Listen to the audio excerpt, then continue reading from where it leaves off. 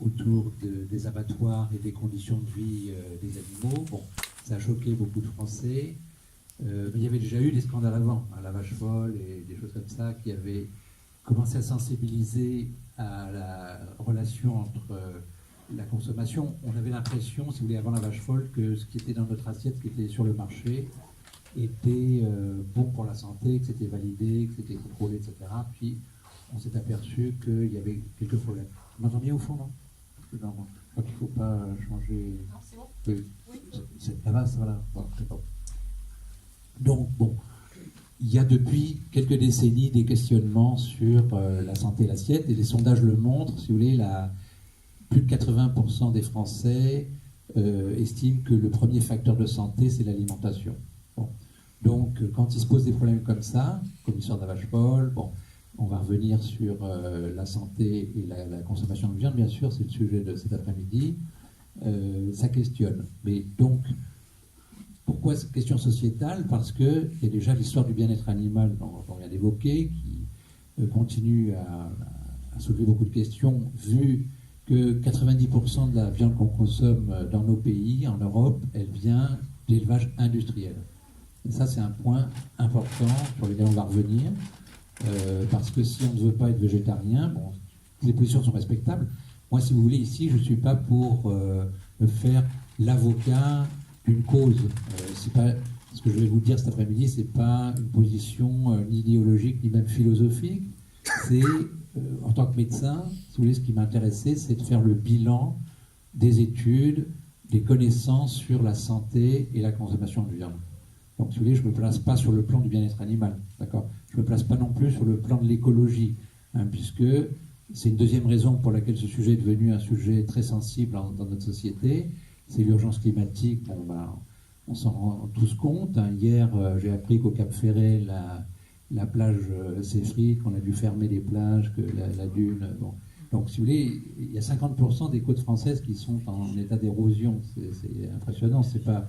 Le réchauffement climatique, ce n'est pas une question de demain, c'est déjà aujourd'hui des choses assez concrètes, malheureusement, des inondations violentes, etc., même chez nous. Bon. Donc la question écologique est liée à la viande. Pourquoi? Parce que 14,5% des émissions de gaz à effet de serre sont liées aux élevages, tout seul, pas seulement l'agriculture. Si on prend l'alimentation en général, c'est 30%. Mais donc pratiquement la moitié de ces 30% sont liés au problème de la viande, qui émet des gaz à effet de serre pour différentes raisons. Par exemple, puisqu'on a dit que 90% des élevages en Europe étaient industriels, ils sont nourris avec des sojas OGM qui viennent d'Amazonie, qu'on a déforesté pour faire ça, donc forcément, ça a un impact sur le climat et la biodiversité. Mais ça pose d'autres problèmes. On va réévoquer, c'est que, on va le dire tout de suite, ces sojas OGM, comme vous le savez, sont Roundup résistants, résistants au glyphosate, et donc arrosés de glyphosate. Et on débarque 3 millions de tonnes de soja OGM à Lorient. La coordination rurale en a volé un peu et a fait analyser, il y a du glyphosate dedans.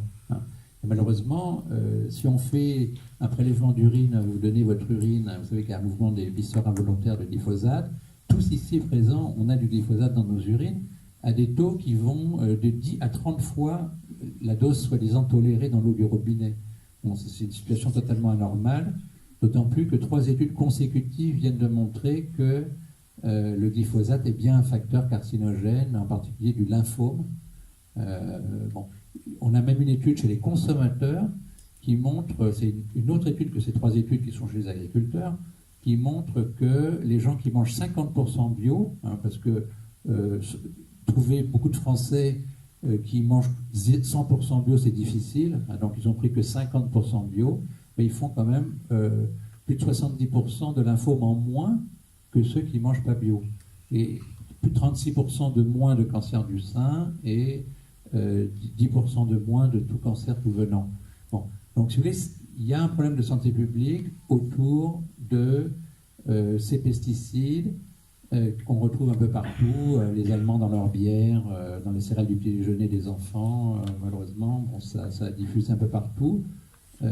Et dans la viande, puisque, si vous voulez, la majeure partie des viandes consommées sont des viandes d'animaux nourris avec ces soja OGM arrosés de glyphosate. Ça pose un problème. Donc, c'est un problème parmi tant d'autres. On verra que ce n'est pas le principal, malheureusement. Il y en a d'autres plus importants.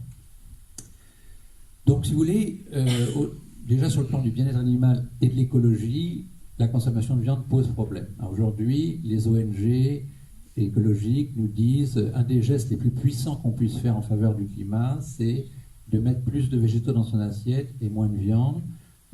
Ça a beaucoup de répercussions, hein, pas seulement sur la déforestation, mais par exemple les bovins émettent du méthane. Bon, c'est tout un ensemble.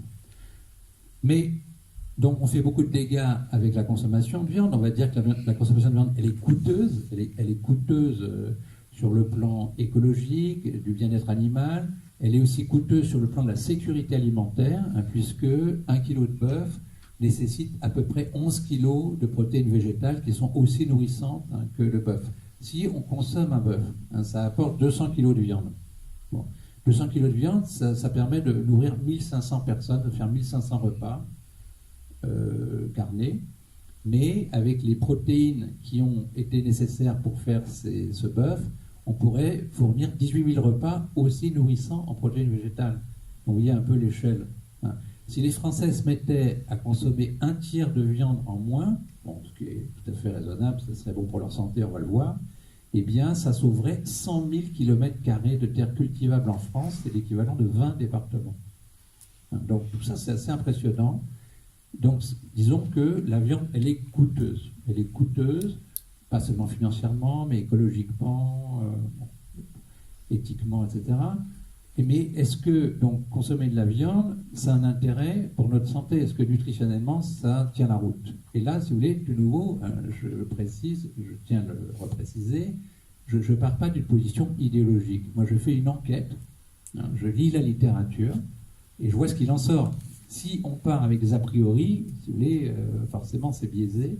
Donc, moi, je suis venu avec mes propres croyances. Hein. Par exemple, il y a beaucoup de croyances qui circulent autour de la viande. Par exemple, que la viande, c'est la meilleure protéine. On va pouvoir en discuter. Beaucoup de ménagères pensent que la viande blanche, c'est meilleur pour la santé que la viande rouge. On va en discuter. Beaucoup d'hommes pensent que la viande rouge, ça rend fort. Bon, on va en discuter. Mais, si vous voulez, on ne peut pas en discuter sans lire la littérature pour voir quelles sont les connaissances, qu'est-ce qu'il en est vraiment. C'est ça qui m'intéresse, c'est qu'est-ce qu'il en est vraiment. On va voir que ça amène à des conclusions partagées. Il y a des populations pour lesquelles la consommation de viande a une certaine justification nutritionnelle, on va le repréciser, et d'autres pour lesquelles pas du tout, ils n'en ont pas du tout besoin. Et bon, après on va pouvoir discuter à partir de combien de consommation de viande pour ceux qui n'en ont pas du tout besoin. Ça peut poser problème sur le plan santé, hein, puisque moi, en tant que médecin, c'est mon focus principal, c'est l'histoire de la santé. Donc, je vous propose de commencer par l'histoire de la viande, c'est la meilleure protéine. Hein, ça, on l'a beaucoup entendu. En fait, c'est une croyance qui est surtout ancrée chez les Français depuis la Deuxième Guerre mondiale. Il faut comprendre que pendant la guerre, nos parents, ils ont connu des privations, bon, etc. Il y a eu, les Américains ont sauvé l'Europe des nazis, bon, ils ont amené leur modèle en même temps, hein, le chewing-gum, le coca, l'industrialisation, le plan Marshall et tout ça. Et suite à ça, il y a eu un grand mouvement d'industrialisation, si vous voulez, de l'agriculture française. Alors, on a eu un ministre, je pense que vous avez entendu son nom, Edgar Pisani, un ministre de l'Agriculture, qui avait décidé de faire de la Bretagne une usine à viande. Bon, ce qui est assez curieux, c'est que 20 ans plus tard, il s'est aperçu des dégâts et qu'il est devenu un partisan de, je ne l'oublierai jamais, Pierre Rabhi. Hein, c'est étonnant. Bon. Malheureusement, c'était un peu tard. Hein, aujourd'hui, vous connaissez la situation en Bretagne avec les lisiers de porc et tout. Et en plus, c'est les agriculteurs qui pleurent parce qu'ils ne gagnent rien. Hein. Le porc importé d'Allemagne ou du Danemark ou du Brésil, il coûte moins cher que le porc breton, hein, pourtant industriel. On a le même problème avec le poulet brésilien. Hein, on importe 200 000 tonnes de poulet brésilien javelisé qui coûte 35% moins cher que le poulet breton. Bon, ça c'est un autre aspect du problème. Bon, mais donc, pour revenir à notre question, est-ce que la viande est la meilleure protéine? c'est une émanation, si vous voulez, d'un marketing effréné qui est venu après la Deuxième Guerre mondiale, parce qu'on faisait tellement de viande, si vous voulez, ça devenait un produit banal, pas cher, hein, la viande low cost, vendue en supermarché, beaucoup de viande industrielle, de steak haché, de charcuterie, de jambon. Vous connaissez Jean-Pierre Coff, et l'histoire de son jambon complètement recomposé, saturé de sel et qui reprend de l'eau, etc. C'est des viandes de très mauvaise qualité, qui sont pas chères, et qui ont envahi le marché. Et aujourd'hui, le Français pense qu'il n'a pas fait un vrai repas, parce que déjeuner, dîner, sans avoir mangé des protéines animales. Hein.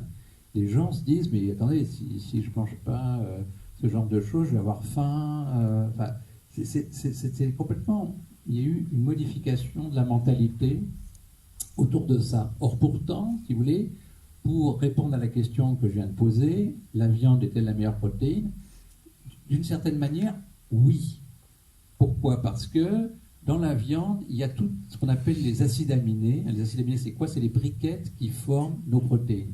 Et nos protéines, c'est important. Par exemple, nos muscles, c'est des protéines.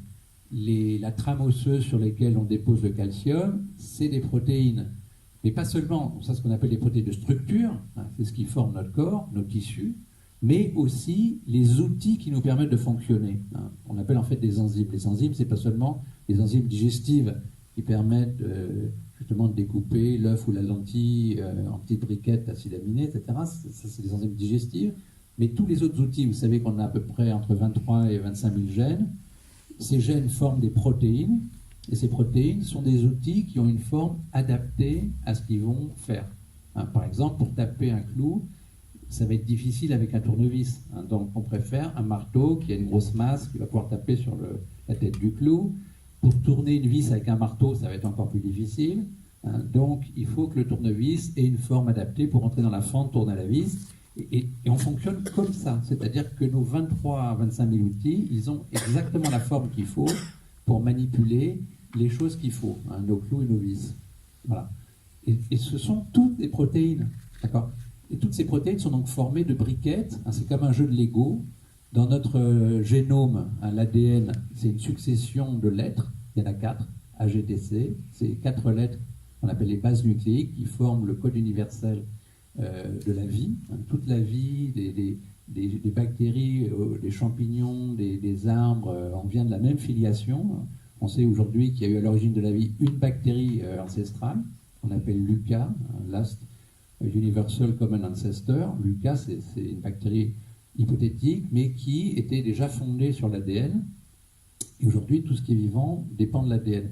Et donc cet ADN, c'est une information linéaire, d'accord, de lettres AGTC, voilà, AGTC qui se répète, etc., dans un certain ordre, et la succession de 3 lettres donne un acide aminé, ça sélectionne un acide aminé. Donc, si vous voulez, on a cette informatique cellulaire dans chacun de nos 100 000 milliards de cellules, qui va, une fois que vous avez mâché l'œuf, la lentille, vos enzymes digestives le décomposent en briquettes des acides aminés, d'accord, et vos gènes à vous vont donner l'ordre d'associer ces acides aminés décomposés dans les protéines qui vous forment, vos protéines de muscles, d'os, des outils, tout ça, voilà.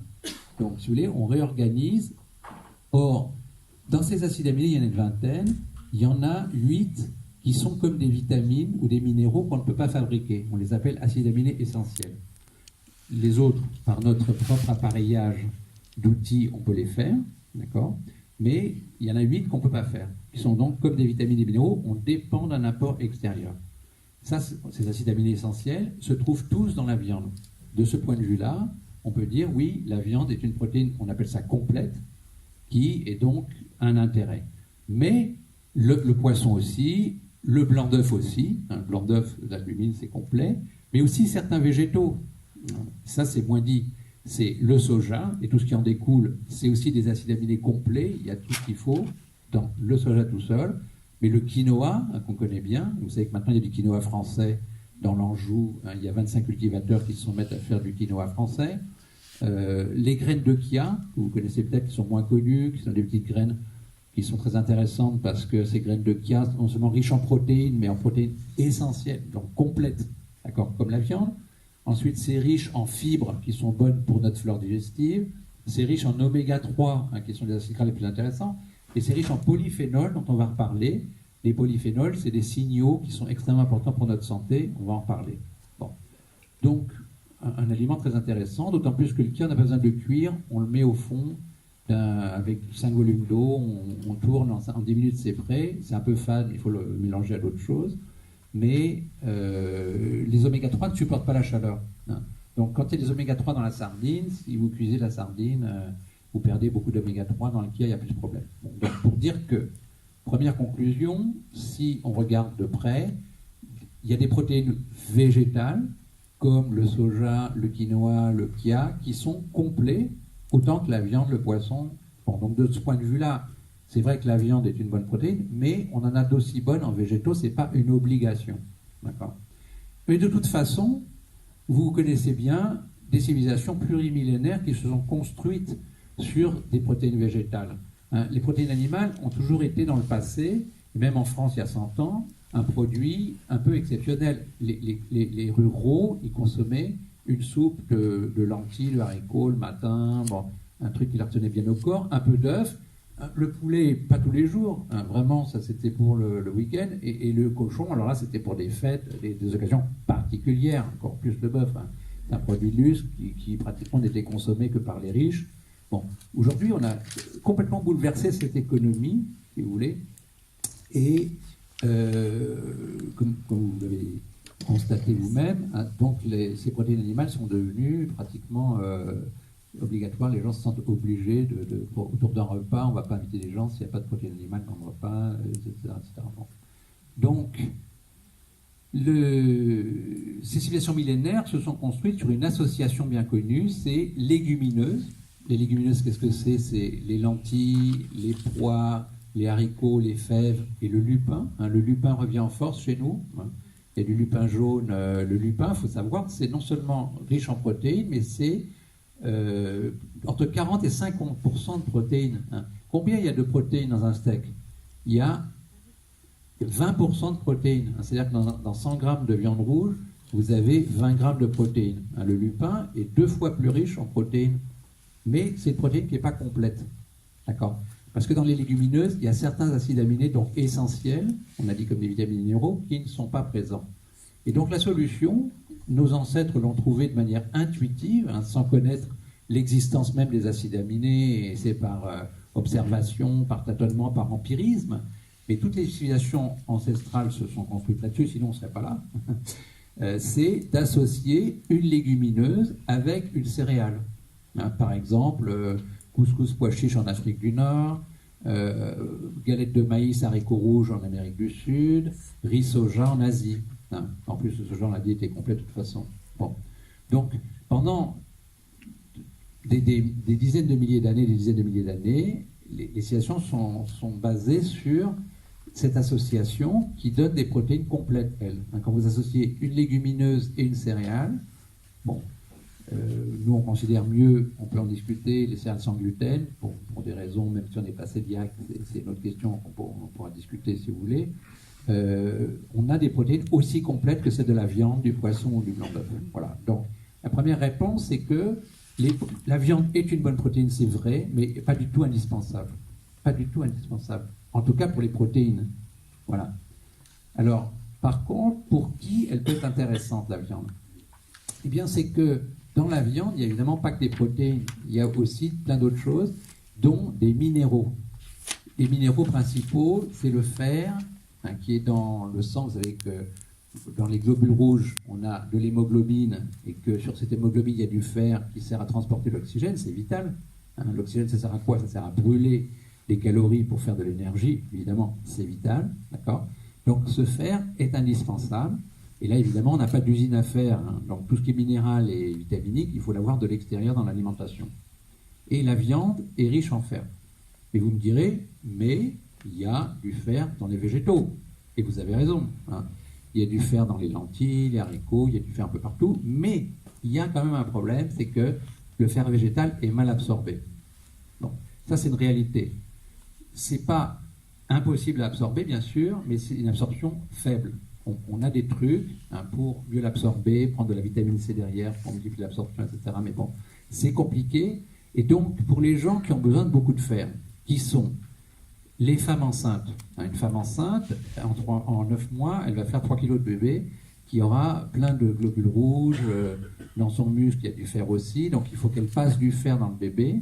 À l'accouchement, elle va saigner, forcément. Donc, la femme enceinte est la personne qui a le plus besoin de fer dans toutes les catégories de population. Donc, est-ce que c'est possible d'être végétarienne quand on est enceinte ?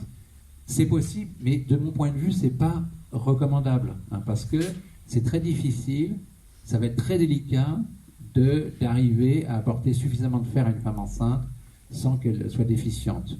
Déjà, il faudrait faire au départ un bilan du fer, que son médecin dose la ferritine, qui est le marqueur dans le foie de la réserve en fer, parce que si une femme démarre à 40, 50, même 60 de ferritine, elle est quasiment sûre d'être déficiente, et déficient en fer, c'est pas bon pour le bébé non plus, Donc, ça fatigue d'être déficient en fer, ça réduit les capacités de défense anti-infectieuse, ça réduit la motivation, l'attention, c'est des neurotransmetteurs qui dépendent du fer. Donc, d'un côté, il ne faut pas manquer de fer, mais on le verra, de l'autre, il ne faut pas en avoir trop non plus. Bon.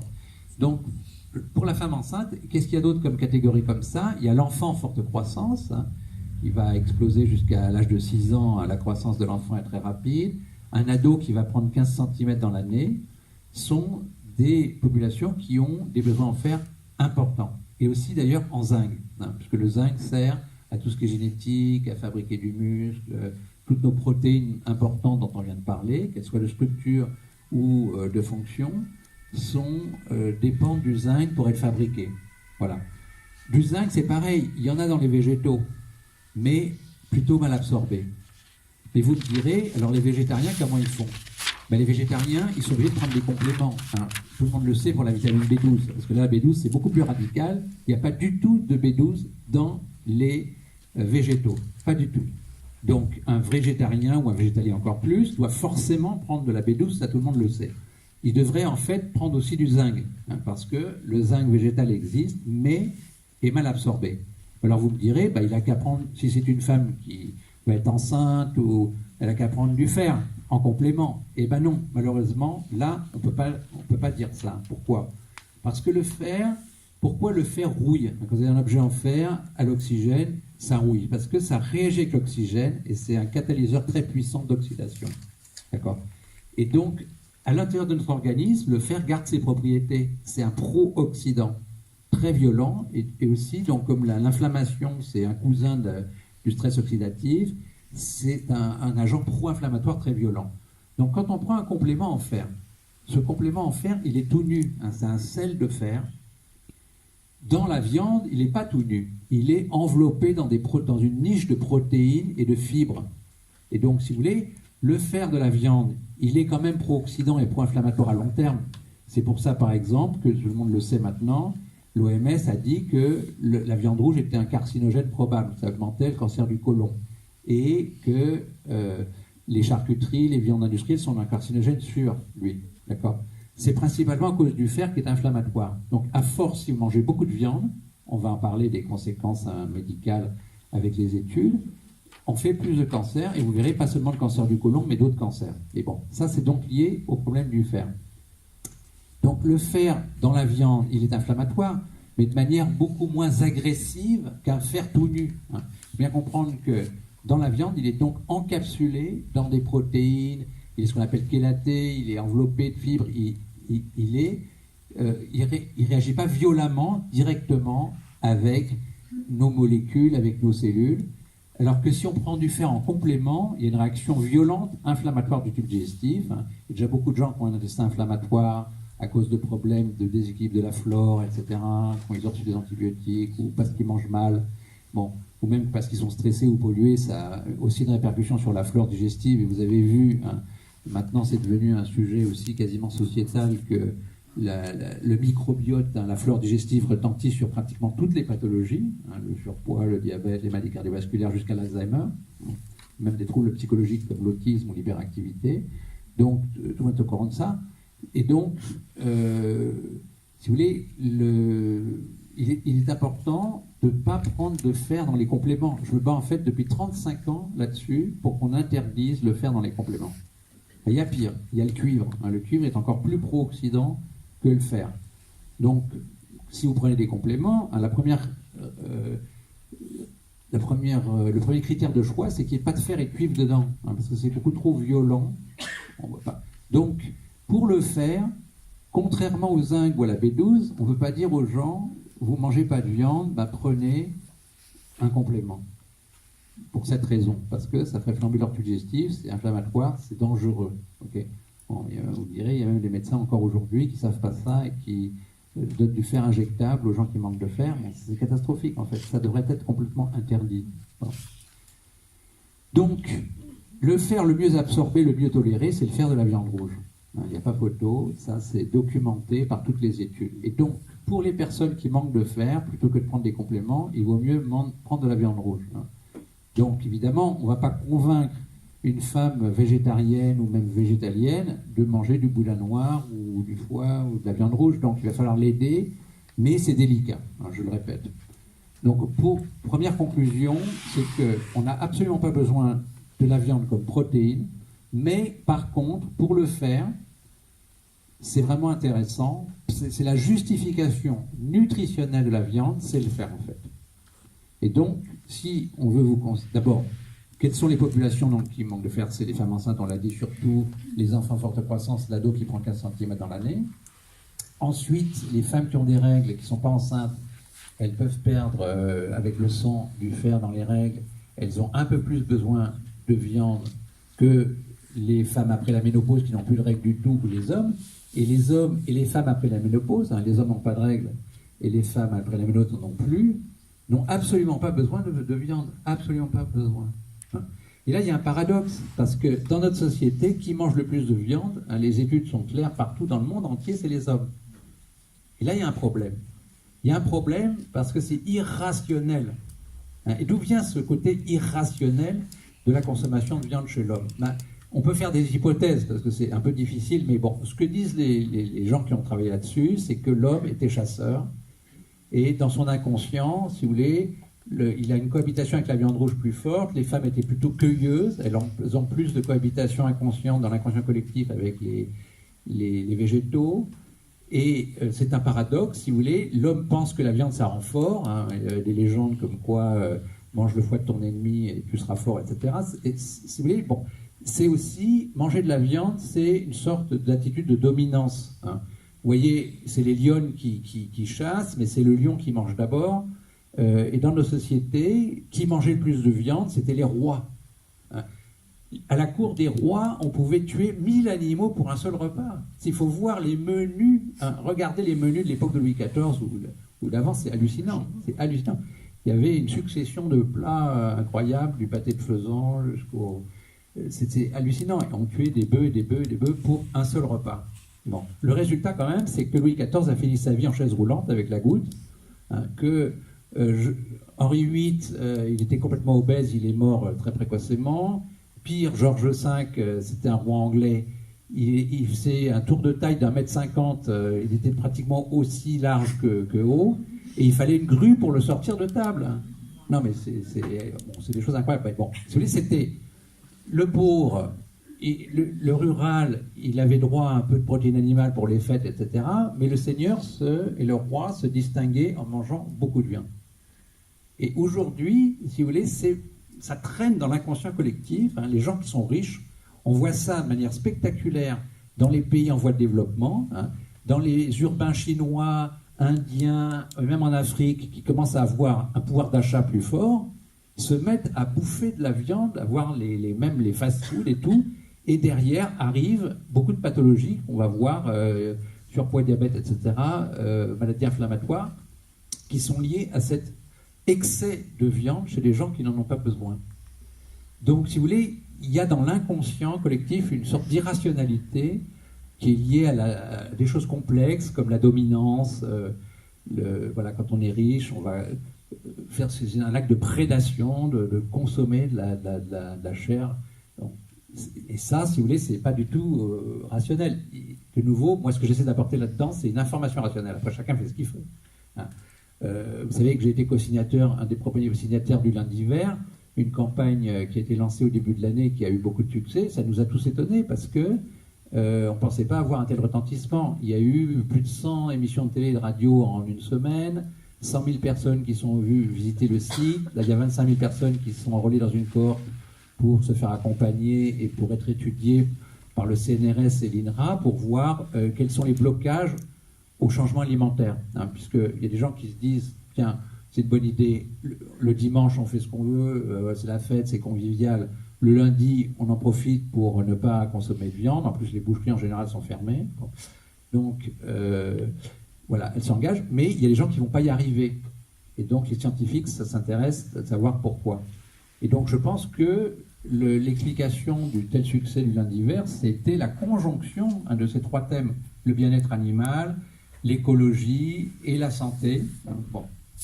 Et l'argument santé, si vous voulez, il n'est pas bien intégré, on n'est pas assez informé. Moi, je pense que dans les écoles primaires, on devrait faire de l'éducation à l'alimentation, à la santé, autour de la cantine scolaire. Bon, apparemment, les députés sont d'accord, là, tout récemment, ils ont voté pour ça, parce que on consomme un peu n'importe quoi sans information, voilà. Et on ne sait pas comment même acheter, comment choisir, comment cuisiner. Bon, Rose va vous donner quelques idées plus pratiques là-dessus.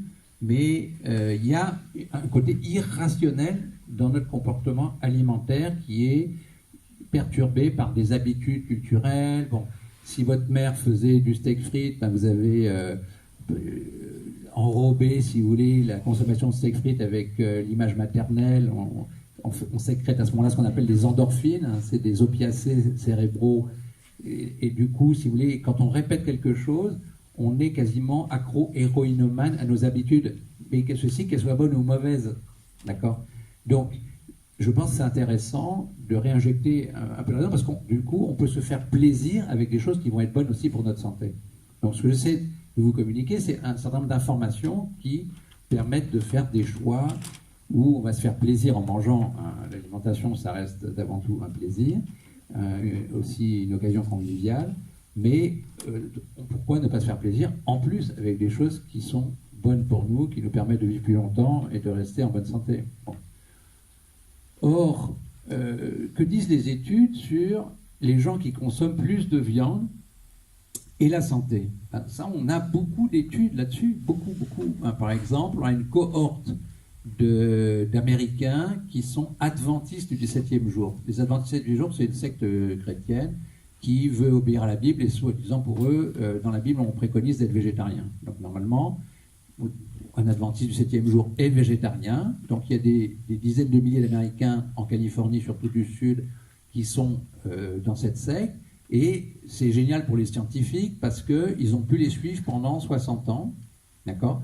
Et regardez quelle est la véritable consommation de viande, parce que normalement, ils n'en mangent pas du tout, mais comme dans tout groupe, il y a des gens qui ne sont pas tout à fait. Donc vous avez des adventistes du 7e jour qui ne mangent aucun produit animal, d'autres qui mangent des produits laitiers, des œufs, des poissons, d'autres qui mangent de la viande une fois par semaine, d'autres 2 fois par semaine, d'autres 3 fois par semaine, etc. Donc on peut comparer sur des grandes cohortes, hein, des nombres qui sont statistiquement significatifs, différentes attitudes alimentaires. Et si vous voulez, ce que montrent ces études, c'est que plus vous mangez de viande, c'est quasiment proportionnel à la quantité de viande, plus vous risquez de faire du surpoids, du diabète, des maladies cardiovasculaires et même des maladies d'Alzheimer. En gros, quand on fait la synthèse des études sur l'Alzheimer, les gros mangeurs de viande font 2 à 3 fois plus d'Alzheimer que les végétariens.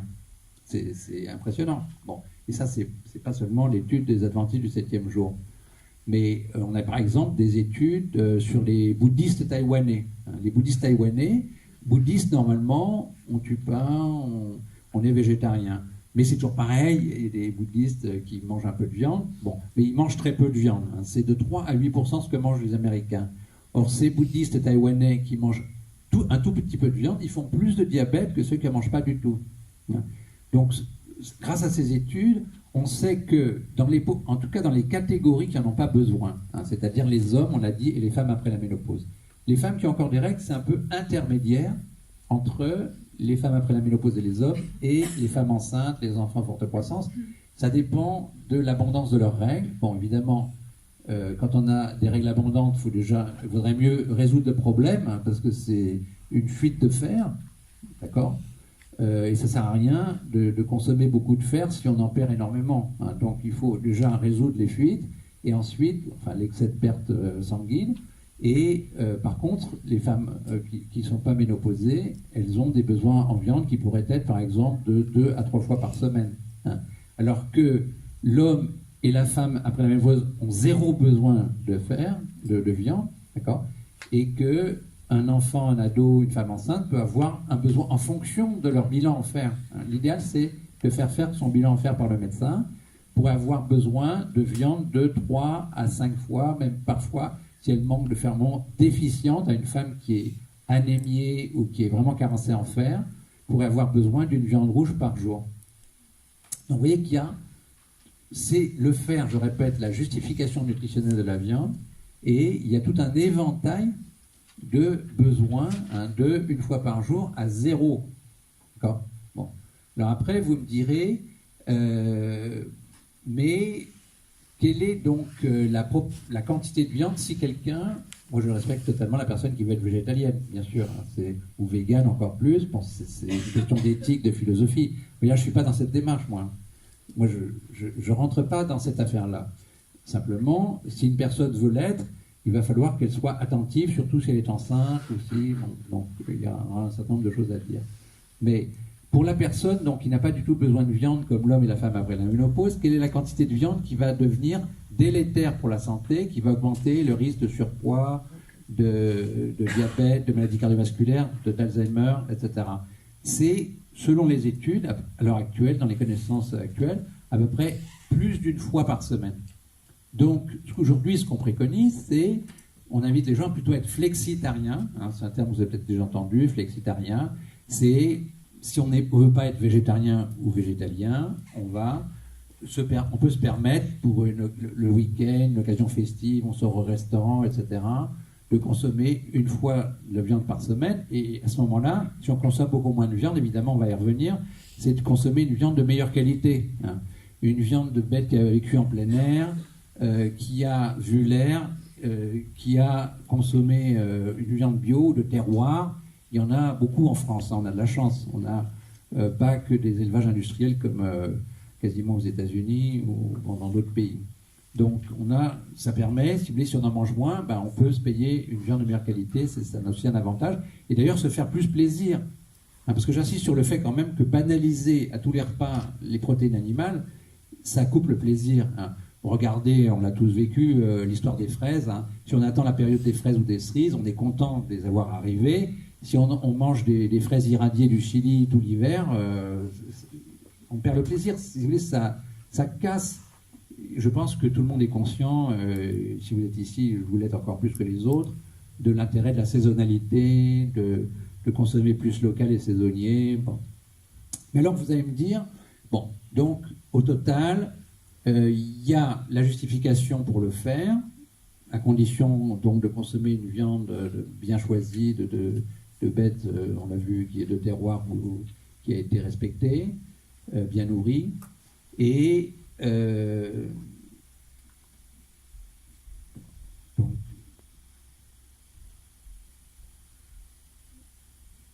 je vérifie un petit peu. Oui. Oui. Donc,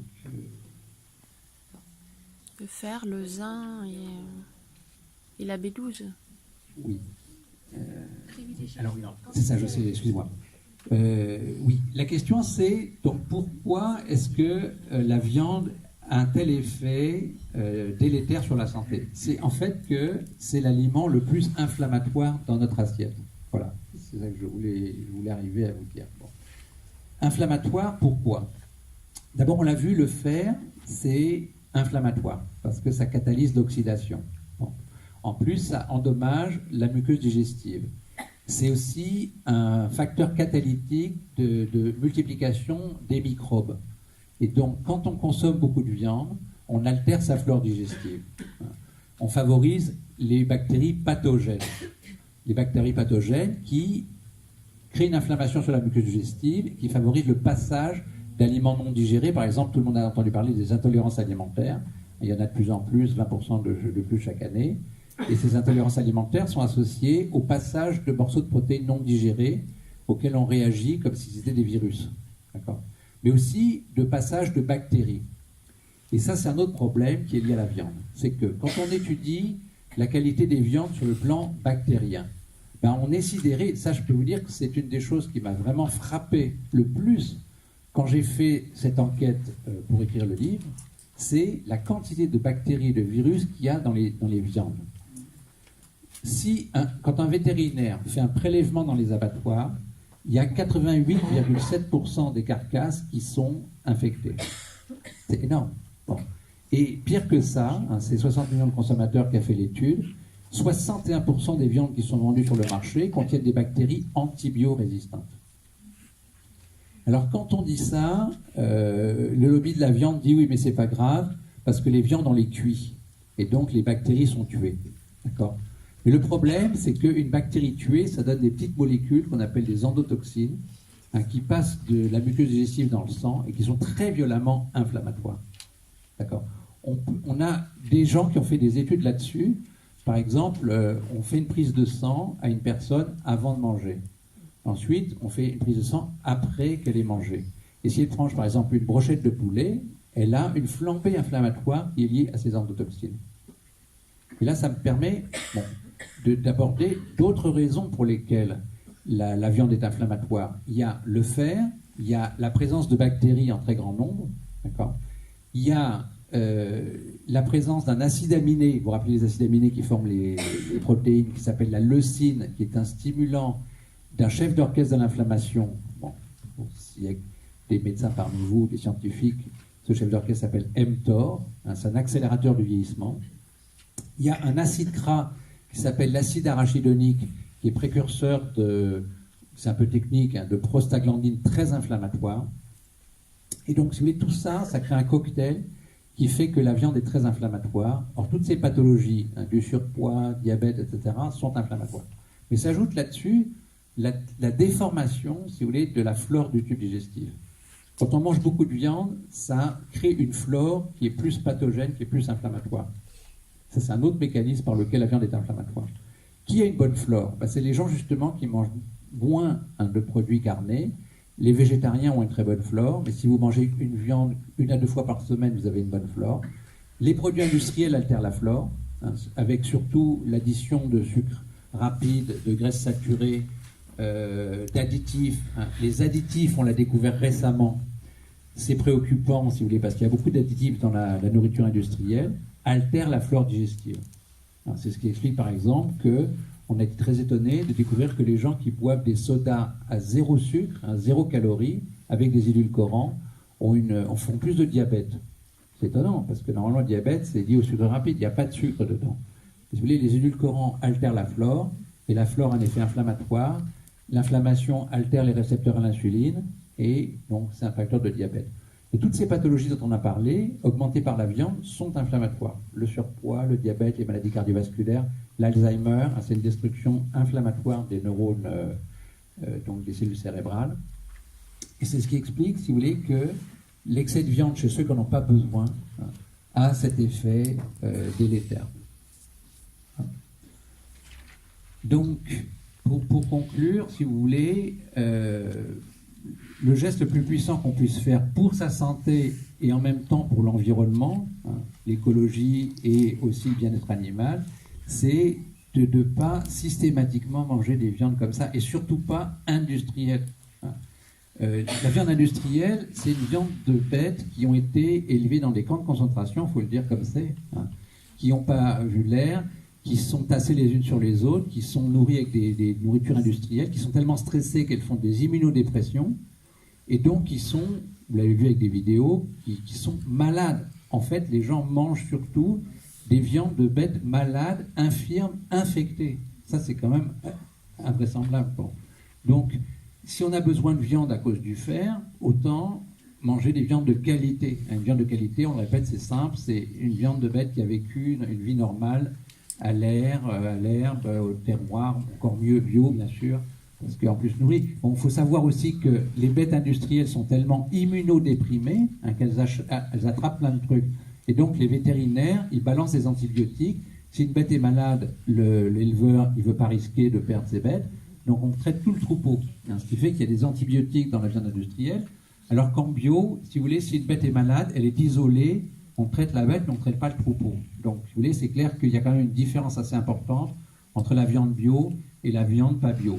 Ceci dit, la viande bio contient autant de fer, si vous voulez, autant de leucine, d'acide arachidonique, c'est la composition de la viande. Donc, si vous voulez, malheureusement, la viande, qu'elle soit bio ou pas, est quand même inflammatoire. Et donc, il faut si on veut injecter l'information raisonnable, si vous voulez, c'est important parce que même si vous ne mangez que des produits animaux bio, il y a quand même une répercussion inflammatoire. On ne peut pas l'empêcher. Il y a aussi beaucoup de bactéries, même si il y a moins de bactéries antibiorésistantes, il y a beaucoup moins d'antibiotiques dans la viande bio. C'est un plus, c'est clair, mais ça reste inflammatoire. Voilà. Donc voilà, je crois que je vous ai à peu près dit ce que je voulais vous dire. C'est peut-être plus intéressant qu'on échange à propos de vos questions sur le sujet. Il y a un autre micro qu'on peut faire circuler. Je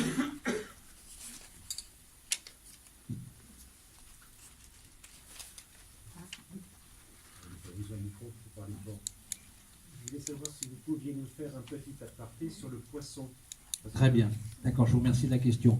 Donc le poisson, je l'ai conseillé pendant des dizaines d'années, parce qu'il est clair que le poisson, sur le plan nutritionnel, est beaucoup plus intéressant que la viande. D'abord, beaucoup moins riche en fer, d'accord. Ça me permet de faire autre chose aussi, de vous parler de l'intérêt de la viande blanche. Bon, il y a une croyance que la viande blanche est meilleure que la viande rouge, je vais y revenir. Bon. Et le poisson, si vous voulez, surtout les poissons gras, contiennent des acides gras dits oméga 3 qui sont bons pour la santé. Bon. Donc, si vous voulez, il y a pas mal d'ingrédients dans le poisson qui sont meilleurs que ceux de la viande. Donc globalement, on a des études qui ont montré pendant longtemps qu'il y avait des avantages santé à la consommation de poissons, surtout les poissons qui contiennent ces graisses oméga 3. Bon. Anti-inflammatoires, protecteurs cardiovasculaires, etc. Mais les études récentes montrent le contraire. Et là, on se pose la question. Et l'explication, c'est assez simple malheureusement, c'est que les poissons et fruits de mer sont très pollués. Il y a du mercure, mais maintenant de plus en plus d'arsenic, ce qui est très préoccupant, des dioxydes, des perturbateurs endocriniens, des retardateurs de flamme. Bon, quand vous lavez votre vêtement synthétique, ça fait des microplastiques qui partent dans l'eau, qui partent dans la mer. Les microplastiques condensent les polluants et les bactéries. Les poissons mangent ça et vous remangez ça derrière. Bon. Donc, ce qui fait que, on va dire, le rapport bénéfice-risque, en médecine, on discute en termes de rapport bénéfice-risque, du poisson est devenu nettement moins bon. Et ça, il va falloir attendre et qu'on arrête de faire de la mer une poubelle, entre le plastique, etc. La Méditerranée est très polluée, par exemple. Il n'y a pas très peu de pays du tour de la Méditerranée ont des usines de traitement d'eau, on déverse tout comme ça, vous avez vu même les boues rouges, etc. Enfin, c'est une catastrophe. On ne peut pas continuer comme ça. Déjà, il y a une surpêche monstrueuse. Bon. Et donc on a vidé les mers, mais en plus, si vous voulez, les poissons qui restent sont très pollués. Alors, quel est le conseil pratique qu'on puisse donner ? On ne va pas dire ne mangez plus de poissons, mais on va dire moduler votre consommation de produits de la mer en fonction de votre situation, comme pour la viande. Par exemple, il y a une étude qui vient de sortir sur 4000 femmes enceintes en France, une étude de l'INSERM, qui montre que pratiquement 100% d'entre elles ont du mercure et de l'arsenic. C'est complètement aberrant pour faire des enfants. Bon. Donc, les agences de santé s'orientent vers l'idée qu'il ne faut pas conseiller du tout la consommation de produits de la mer, que ce soit le poisson, le coquillage qui filtre beaucoup d'eau, les crustacés, etc., aux femmes enceintes et aux enfants à cause de leur sensibilité cérébrale. Et que les autres peuvent en manger, mais moins qu'avant. Moi, j'en conseillais 3 poissons gras par semaine. J'en conseille plus qu'un pour les autres. D'accord ? Alors, quels poissons ? Ça aussi, c'est une autre question pratique. C'est que, quels sont les poissons les plus pollués ? C'est les prédateurs. Quand les usines de charbon chinoises, mais elles vendent aussi, font des fumées, ça dégage du mercure qui est charrié par l'eau. L'eau de pluie tombe sur la mer. Il y a donc du mercure dans l'eau de mer. Bon, mais des quantités très faibles. D'accord. Mais le phytoplancton consomme ce mercure, le zooplancton consomme le phytoplancton, les petits poissons et les petits crustacés consomment ce zooplancton, les plus gros poissons consomment les petits poissons, ainsi de suite, ainsi de suite. Donc plus vous montez dans la chaîne, plus vous avez une concentration des polluants. Et donc les poissons les plus prédateurs sont les plus pollués. Par exemple, le requin, l'espadon, le mérou, dans les rivières, le brochet, c'est les poissons les plus riches en polluants. De mon point de vue, ils sont incomestibles, ils devraient être retirés du marché. Bon. Mais il y a des poissons très prédateurs intermédiaires, par exemple le thon. On a entendu le thon c'est bon, mais malheureusement le thon c'est plus bon parce que c'est un gros prédateur qui est très riche en mercure. On a même documenté des cas de gens qui mangeaient du thon tous les jours et qui ont fait une sorte d'Alzheimer, de démence. Bon. Donc si vous voulez, on ne peut pas vraiment... en plus, si vous voulez, c'est des populations qui sont extrêmement menacées. Vous savez qu'on tue 100 millions de requins par an pour les ailerons, c'est une catastrophe. Je veux dire, ces poissons-là ne devraient plus être pêchés pour toutes les raisons du monde. Alors, quels poissons on va manger? Eh bien, les petits au bas de la chaîne, à l'inverse, c'est le hareng, le maquereau, la sardine. On a vu hier les perlans là, autour de la baie d'Arcachon. Bon, c'est des petits poissons gras. Comme ils sont en bas de la chaîne, si vous voulez, ils concentrent moins de polluants. Ils sont riches en oméga 3. Ils sont moins menacés sur le plan halieutique de la surpêche. Et ils sont moins chers, globalement. Donc, si vous voulez, je pense que pour toutes ces raisons, c'est les petits poissons qu'il faut conseiller, avec un petit plus, c'est d'éviter de les agresser par la chaleur, puisque les oméga 3 ne supportent pas la chaleur. Bon, à ce propos, je fais deux petites dérivations. C'est que pour la viande aussi, une viande ne doit pas être carbonisée. Tout le monde est au courant du barbecue qui est carcinogène. Il y a aussi la question de la cuisson de la viande qui est importante. Tout ce qui est roussi, c'est des molécules déformées, c'est plus des protéines nutritives. Ça fait des pigments, par exemple, comme les taches de vieillesse, mais ça se dépose aussi dans les neurones, etc. C'est un facteur de vieillissement accéléré et même de cancer c'est partout noirci. Donc, si vous voulez, si vous cuisez chez vous la viande, il ne faut pas la graisser. Et si vous êtes au restaurant, la partie noircie ou roussie, il faut la couper. Tout le monde coupe le blanc du jambon parce qu'on sait que c'est gras. Mais il faut aussi couper le noir, c'est pas comestible en fait. C'est comme manger des mégots. Bon. Donc ça, il faudrait peut-être passer l'information. Et la dernière chose que je vais ajouter suite à votre question, dont je vous remercie, c'est que le poulet donc, est moins riche en fer, c'est une viande blanche, que la viande rouge. On a dit, beaucoup de ménagères pensent que c'est mieux pour la santé. Mais en fait, malheureusement, et ça c'est une croyance que j'avais, c'est démenti par les études. Il y a plus d'inflammation avec le poulet, ce qui est étonnant, parce que le poulet a moins de fer qui est inflammatoire. Mais le poulet a plus de bactéries, plus de virus, dont un virus qui s'appelle l'adénovirus qui est impliqué dans le surpoids. Et souvent, on mange le poulet grillé ou avec la peau, avec le gras, etc. Enfin, bon, c'est tout un ensemble qui fait que dans les études, par exemple, les mangeurs de poulet réguliers font plus de surpoids, de diabète, etc. que les mangeurs de viande rouge. Donc ça, c'est contre-intuitif. Et j'ajouterai pour finir à excusez-moi la longueur de la réponse, mais vous m'avez suggéré plein de choses, c'est que c'est un peu stupide de manger du poulet, excusez-moi de dire ça, parce que la raison nutritionnelle de manger de la viande, c'est le fer. Et justement, le poulet, c'est faible en fer. Donc, si vous voulez, pour toutes ces raisons, si les gens ont besoin de fer, c'est pas vraiment le poulet la meilleure solution. Il vaut mieux manger. Alors ça, c'est pas écologique du tout. C'est pas du tout écologique. C'est en fait le bœuf saignant, ça serait la meilleure viande pour le fer. D'accord ? C'est pas écologique. Mais au moins, si c'était les gens qui en ont besoin, qui consommaient la viande plutôt que n'importe qui, tout le monde, tout le temps, déjà, je pense que ça aurait une répercussion écologique très importante. Voilà. Mais si on a besoin de fer, c'est plutôt le bœuf saignant, je dirais, qui est la meilleure source de fer. Bon, voilà.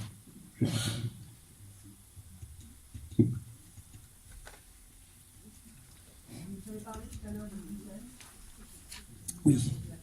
D'accord. Donc le gluten, si vous voulez, bien sûr, tout le monde sait que la maladie cœliaque, c'est une maladie grave et qu'il faut une éviction totale du gluten. Mais encore beaucoup de médecins, aujourd'hui, pensent et les autorités de santé publique, que les autres, c'est pas la peine d'éviter le gluten et que c'est une mode. Bon. C'est un peu vrai que c'était une mode. Mais est-ce qu'il y a une justification scientifique et médicale ? Et elle existe. C'est-à-dire, il faut lire la littérature, c'est toujours pareil. Et quand on lit la littérature, on découvre, si vous voulez, qu'il y a un Italien qui a montré que les protéines du gluten, elles ressemblaient à des toxines du choléra et que ça crée une inflammation violente sur le tube digestif chez les non-cœliaques.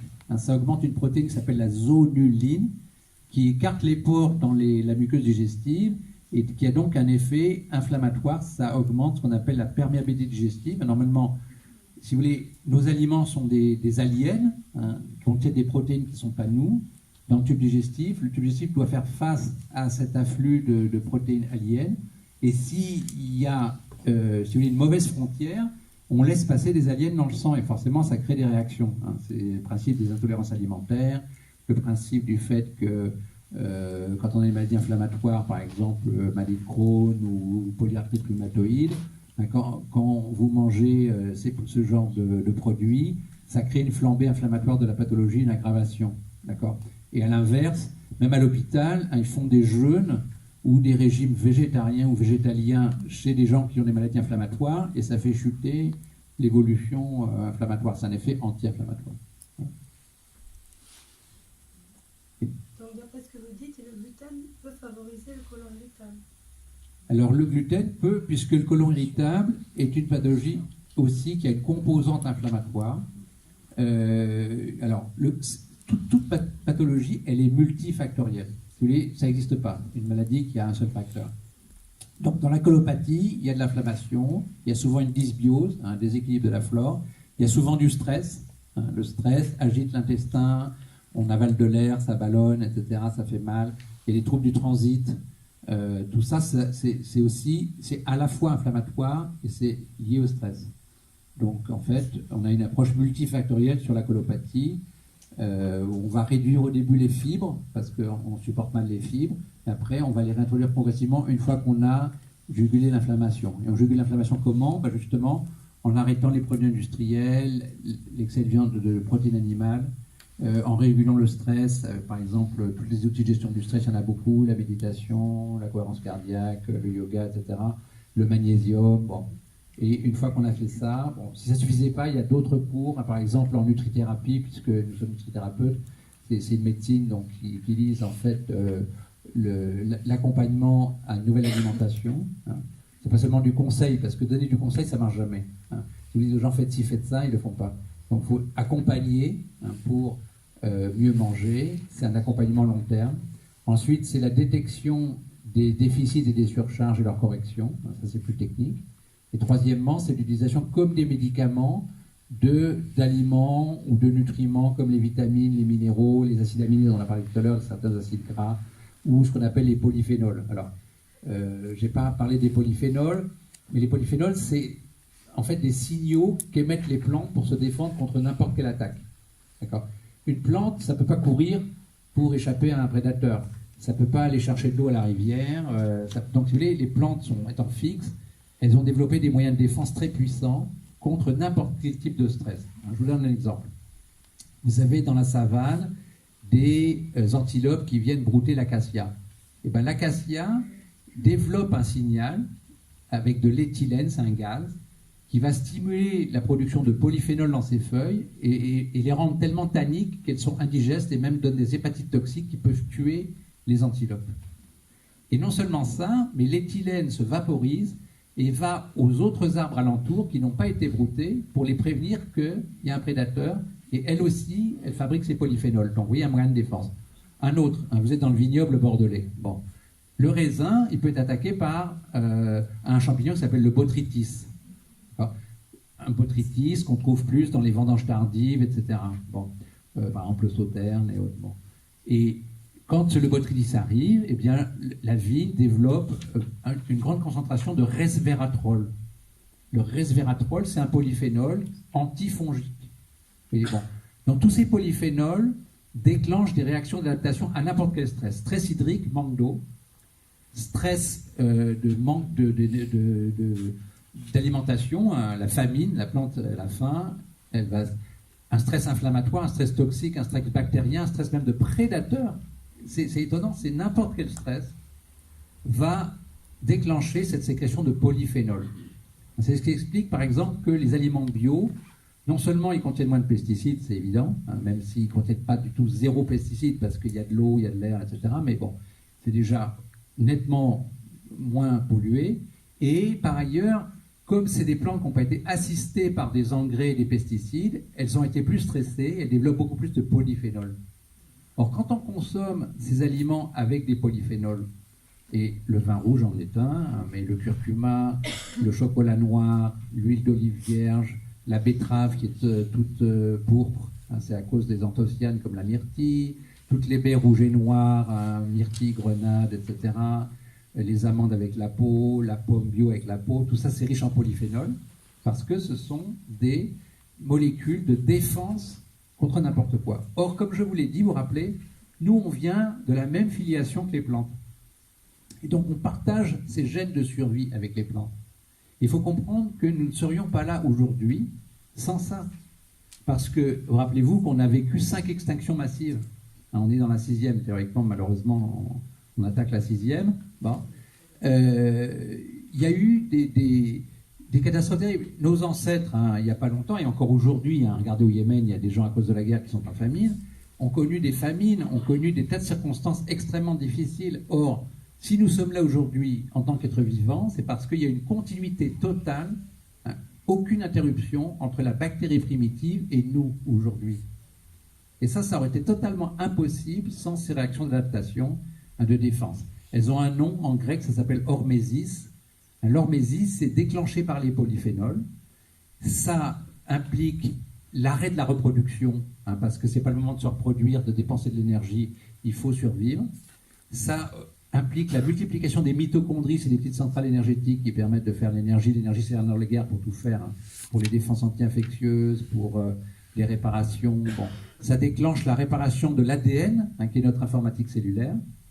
Ça déclenche des réactions anti-inflammatoires. C'est tout un éventail SOS, si vous voulez, par rapport à n'importe quel stress.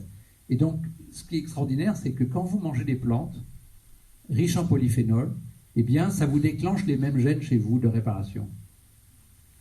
Voilà. Et donc, toutes les études le confirment, hein, c'est les gens qui mangent plus de végétaux, et le fait de manger moins de viande, ça laisse plus de place aux végétaux, hein, c'est un double effet. Bon. Qu'on constate, par exemple, dans la différence de longévité entre l'homme et la femme. Vous savez que dans tous les pays du monde, les hommes vivent en moyenne 7 ans de moins que les femmes. Ouais. Et que les hommes, par exemple, un homme sur 3 fait un cancer, alors que seulement une femme sur 4. Bon, alors, c'est vraiment complexe et multifactoriel, mais l'explication majeure de ça, c'est ce qu'on a dit tout à l'heure. C'est-à-dire que les hommes n'ont pas de règles, mais ils mangent plus de viande que les femmes, et s'ils mangent plus carné, ils mangent moins de végétaux. Hein.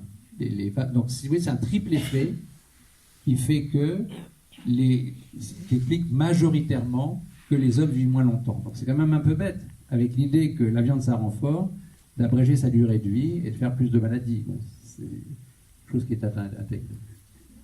Oui. Qu'est-ce que vous nous conseillez Qu'est-ce que vous nous conseillez de consommer comme céréales ou comme farine, vu que le gluten, il y en a maintenant partout, et voilà, j'ai l'impression qu'on ne peut plus rien manger du tout. Alors ça, c'est une impression, je vous rassure. Il y a énormément de végétaux, c'est des dizaines et des dizaines de milliers. Si je vous dis simplement qu'il y a 20 000 espèces de pois chiches, c'est monstrueux, si vous voulez. C'est la richesse végétale est absolument énorme. Et donc, il ne faut pas avoir peur. Il y a vraiment une diversité. Et on a la chance, si vous voulez, on a fait beaucoup d'agriculture intensive et de monoculture.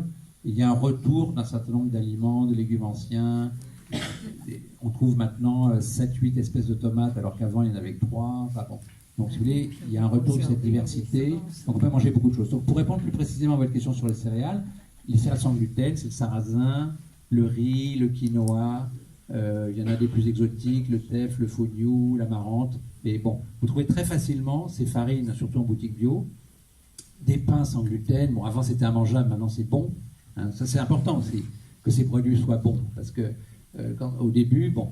Mais il faut dire que dans le sans gluten, faites attention, le sans gluten c'est une mode, donc si vous voulez, tous les gens se remouvent dans le créneau, et même en supermarché, vous trouvez des rayons sans gluten.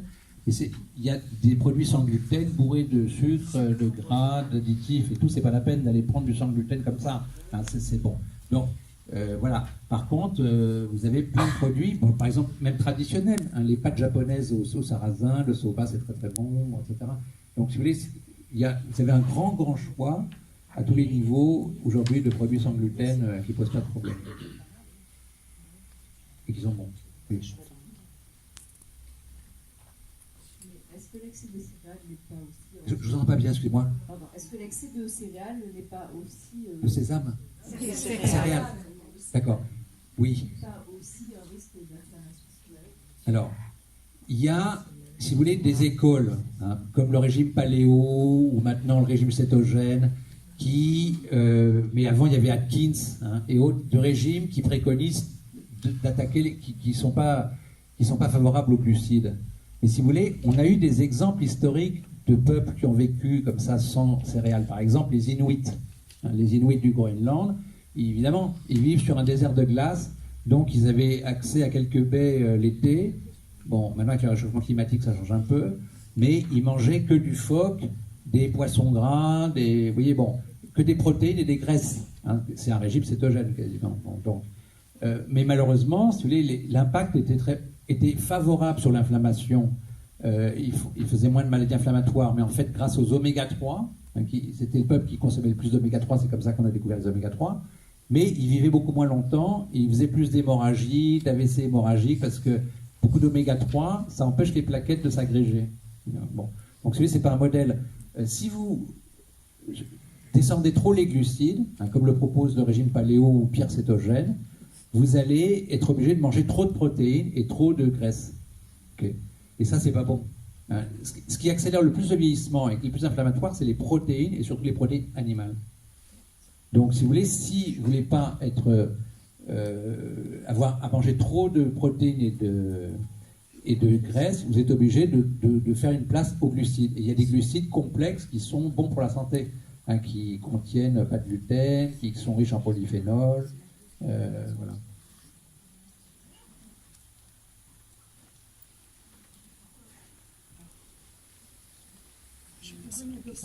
Vous venez de parler du cétogène. Or, le site de lanutrition.fr et Thierry Soucard met en avant le régime cétogène pour des pathologies particulières ou même en général. Donc, plus précisément, quelle est votre position sur ce régime? Oui, alors là, on est en plein dans une mode, hein, avec l'huile de coco et tout ça. Le problème, si vous voulez, c'est qu'on n'a jamais eu de mode de régime people aussi mauvais que ça. Hein. Si on regarde les études, c'est une catastrophe, parce que la recommandation, c'est de consommer au moins 55% justement de glucides. Or là, si vous voulez, c'est complètement écrasé, c'est un régime complètement déséquilibré. Il faut savoir qu'il y a 2 indications médicales du régime cétogène. C'est une maladie génétique qui s'appelle de vivo, hein, où des enfants, c'est très rare, naissent avec... ils ne peuvent pas capter le glucose dans les neurones. D'accord ? Donc, bon. Et puis, des gens qui font des épilepsies qui ne sont pas contrôlés par les médicaments. On a des études qui montrent qu'il peut y avoir une amélioration avec ce régime cétogène. Mais c'est un régime qui est fait en milieu hospitalier, avec un suivi très, très intense, et qui, au bout de 3 semaines, commence à avoir des effets négatifs. Par exemple, l'accumulation de graisse dans le foie, ça s'appelle la stéatose, hein, c'est le foie gras. Bon. Donc, si vous voulez, ce régime-là devrait être sur prescription médicale pour des cas exceptionnels. On en fait un régime people pour tout le monde, les sportifs, les diabétiques, etc. C'est une catastrophe. Il n'y a pas de régime plus déséquilibré que ça. Hein, c'est de 80% de graisse. Et vous écrasez complètement la portion glucides. On ne peut pas être plus déséquilibré que ça. Donc, si vous voulez, c'est problématique que... Bon, je connais bien Thierry Soucard, on a même fait 2 livres ensemble, mais bon, il part dans des trucs qu'il avait déjà fait, d'ailleurs, le régime paléo. Hein. Le régime paléo, c'est un fantasme total. La personne qui a inventé le régime paléo était partie de l'idée que les gens ne mangeaient pas de glucides à la préhistoire. C'est totalement faux. Hein. Quand vous regardez les études de l'alimentation des hommes préhistoriques, tous mangeaient une prédominance végétale, sauf Néandertal. Néandertal, c'est le régime le plus carné. Mais même Néandertal consommait on a fait des études du tartre, des dents et de l'analyse isotopique des os. Même Néandertal consommait des céréales et par exemple des racines de nénuphar, beaucoup plus de végétaux qu'on le pensait. Donc, si vous voulez, déjà au départ, l'idée est fausse. Mais on peut avoir une justification du cétogène sur diabète ou cancer? Pour moi, absolument pas.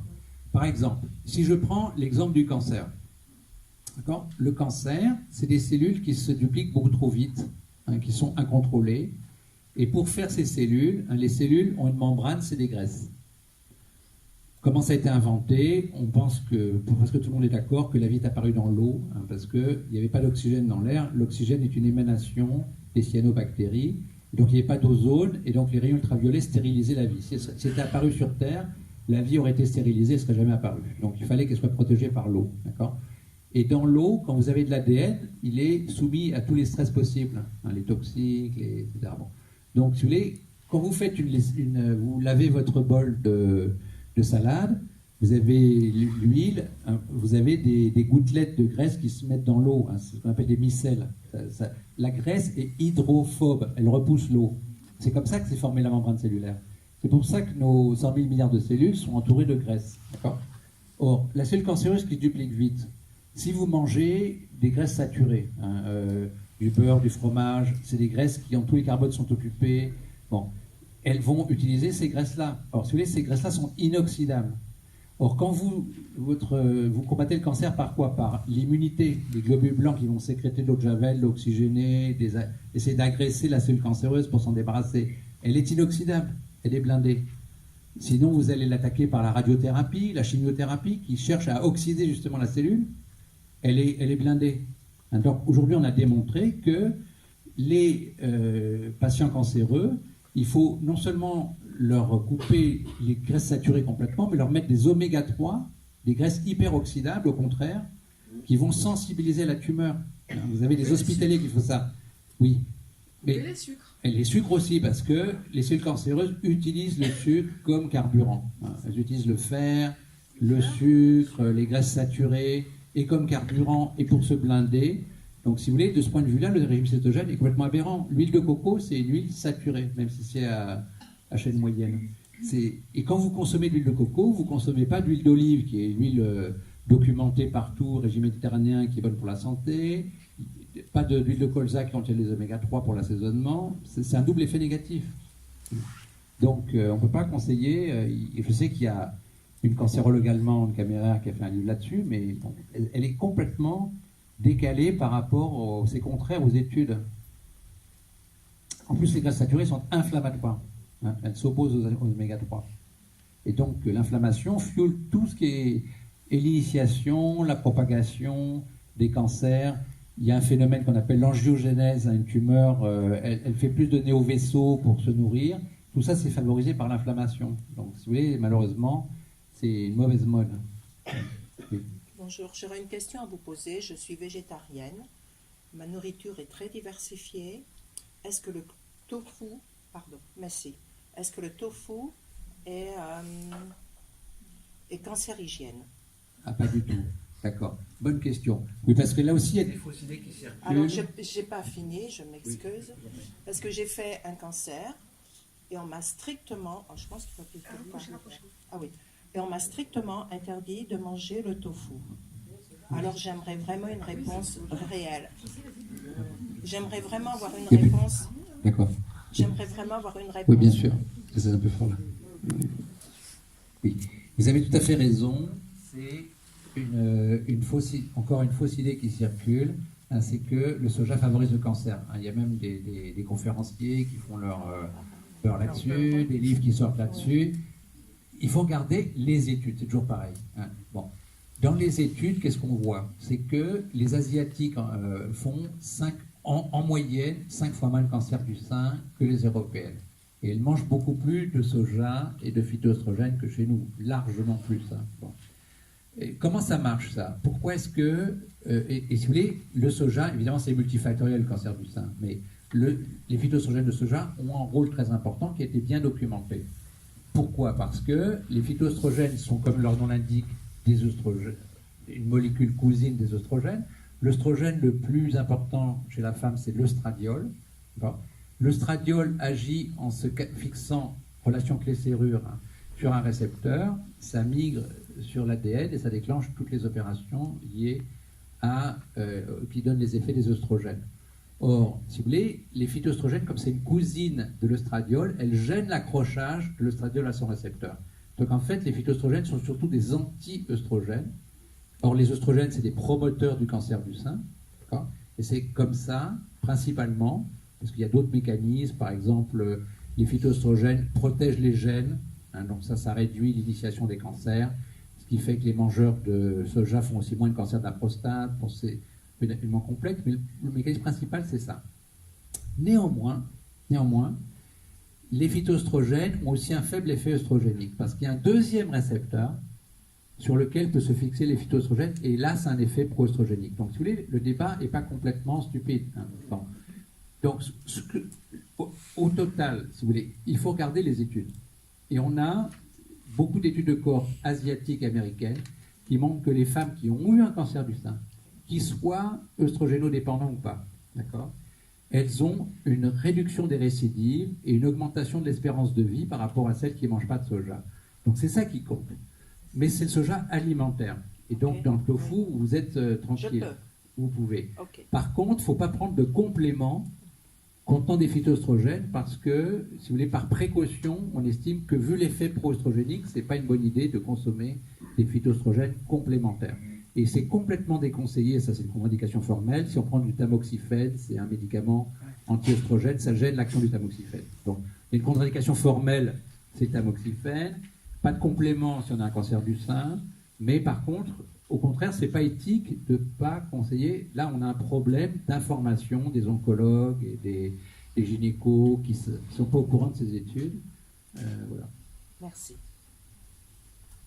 Donc, excusez-moi, ça veut dire qu'on ne doit pas consommer de lait de soja, on ne doit pas consommer de yaourt au soja? Si. C'est alimentaire, il n'y a pas de problème avec les phytoestrogènes alimentaires. C'est les compléments alimentaires concentrant des phytoestrogènes qui sont contre-indiqués. Si on fait un petit retour sur les graisses, que pensez-vous du ghee? Alors le ghee, malheureusement, c'est encore une catastrophe. C'est du beurre cuit. Déjà, le beurre en soi, tout le monde le sait, mais en plus, qui a été agressé par la chaleur. C'est des trucs qui circulent dans... Vous voyez, bon, et qui, malheureusement... les Pakistanais qui vivent en Angleterre, qui font ça, avec le ghee, ils ont un taux d'infarctus et d'accidents vasculaires cérébraux très élevé. Ouais. S'il vous plaît, est-ce que le phytoœstrogène ne crée pas un déséquilibre hormonal chez la femme? Non. Ça ne serait pas conseillé chez une femme qui a une hypoœstrogénie. Hein, et c'est rare. Si vous aviez un manque d'hormones sexuelles, ça ne serait pas une bonne idée de prendre des phytoœstrogènes qui viendraient empêcher cette action. Mais là, beaucoup de gens, les femmes plutôt souffrent d'hyperœstrogénie. Hein, par exemple, comme dans le syndrome prémenstruel, l'endométriose, le risque de cancer du sein, le problème, c'est plus l'hyperœstrogénie.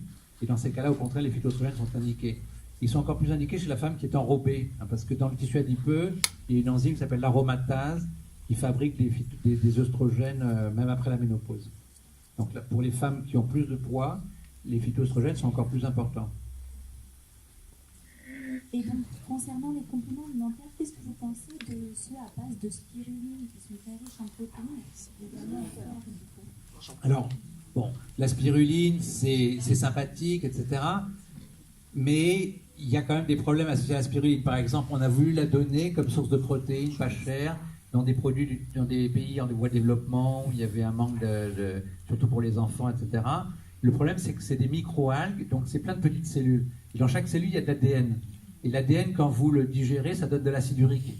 Donc l'acide urique, c'est pas bon pour la santé. Donc, si vous voulez, on est quand même assez limité dans la quantité de spiruline qu'on peut consommer. La spiruline, ça contient quelques caroténoïdes, mais bon, on dit que ça contient du fer, mais le fer, c'est végétal, de toute façon, c'est très mal absorbable. La B12 qui est dedans, c'est pas la bonne B12, elle ne fait rien du tout. Donc, si vous voulez, au total, c'est pas hyper intéressant, je pense. Il y a des compléments qui sont vraiment importants.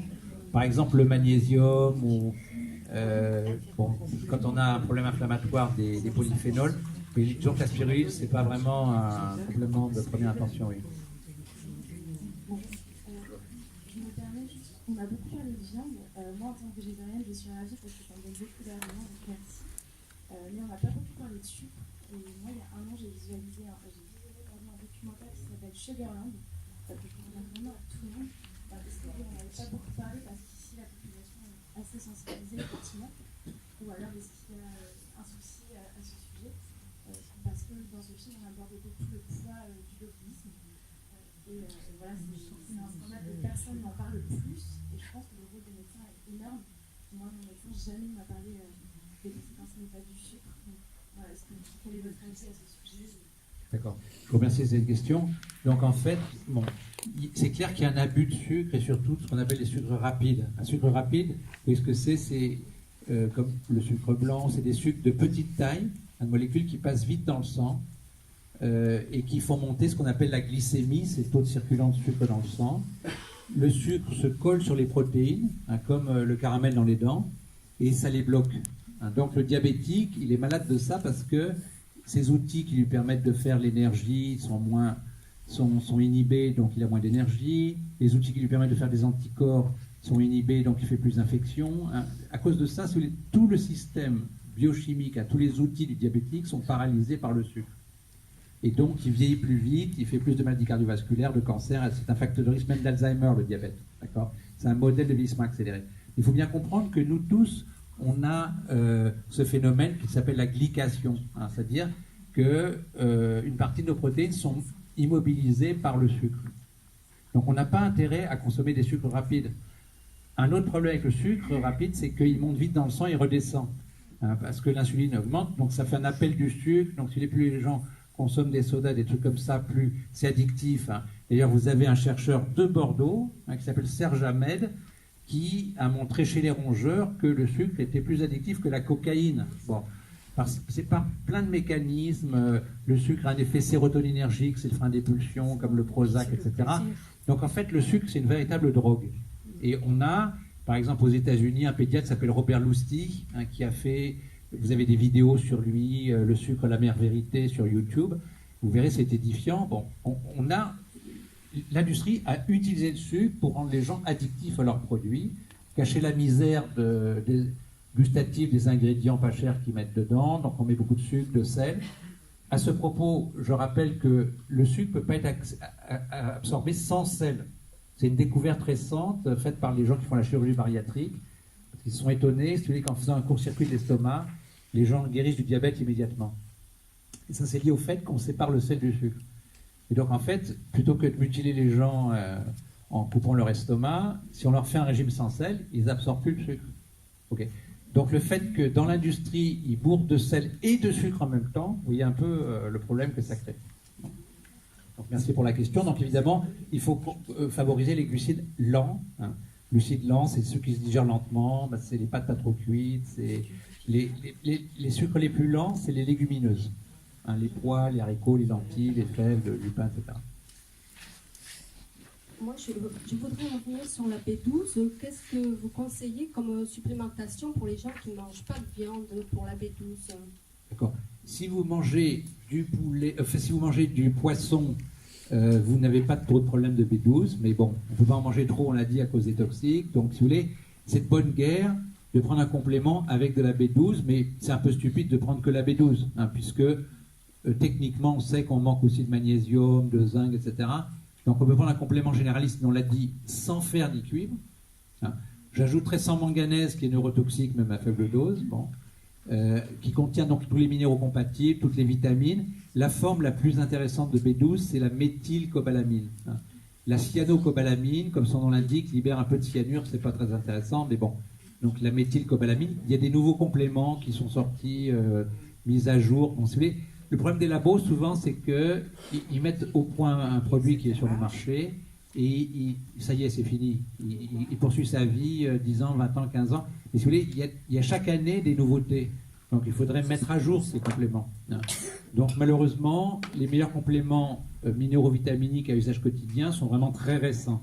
C'est des choses qui sont sorties dans les 2 dernières années, parce que sinon ils ne sont pas à jour. Bon, et puis en plus, si vous voulez, c'est souvent des compléments qui sont un petit peu de diffusion discrète, qui ne sont pas dans les pharmacies. Donc c'est pas toujours facile à obtenir. Mais bon, je vous dis lesquels c'est. Bon, il y a 2 marques principales, c'est Multidine. Multidine, c'est toute une gamme qui va de junior à senior. Bon, le plus complet, c'est senior en fait, même si on n'est pas senior. Multidine, MULTIDYN, senior. Ou il y en a encore un plus récent qui est sorti, qui s'appelle Physiomance Multi. Physiomance Multi, c'est un labo qui s'appelle TerraScience.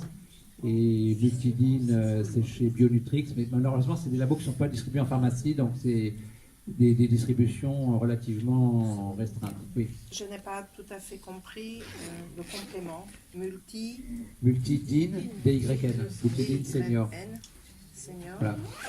Donc ils sont caractérisés par le fait qu'il n'y a pas de fer et de cuivre et de manganèse dedans, qu'il y a les formes de B12 méthyle, il y a aussi de la vitamine K qui est très importante, de l'iode, des choses qui ne sont pas d'habitude, et même des protecteurs. Par exemple, comme on est supplémenté par des polluants tous les jours, il y a des précurseurs de détoxifiants qu'on appelle la N-acétylcystéine. Bon, c'est des compléments qui sont à visée protectrice. C'est au-delà de la nutrition habituelle. Et vous en avez donné un deuxième aussi Physiomance, multi. Terrascience. Multi, MELTI. Je ne sais pas. Dernière question. Oui. Ah voilà, ah ouais.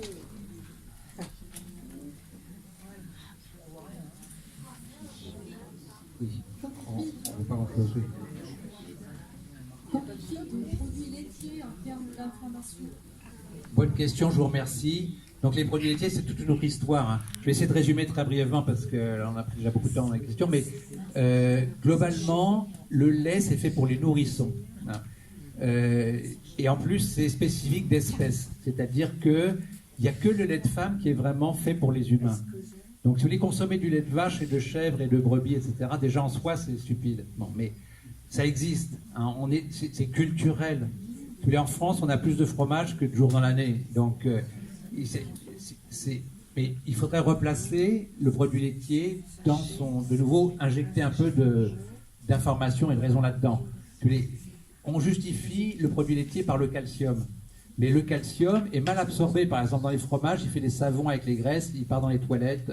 Bon, c'est la vitamine D qui permet l'absorption. Donc, quand j'ai vu dans les cantines scolaires que les diététiciennes, on m'a demandé une charte pour les cantines scolaires, les diététiciennes mettent un fromage à chaque repas, c'est vraiment, ça fait du surpoids, mais ça ne fait pas de calcium. C'est pas une bonne idée. Bon. Ensuite, si vous voulez, c'est les protéines les plus allergisantes qui existent, c'est les protéines de lait de vache. Ensuite, il y a trop de phosphore qui inhibe non seulement le calcium, mais le magnésium. Il y a des facteurs de croissance pour faire grandir un nourrisson rapidement. Ce qui est bien pour un enfant, mais qui est plus bien pour un adulte. Hein. Ça a l'effet contraire, ça accélère le vieillissement. Il y a trop de leucine qui est, comme dans la viande, inflammatoire.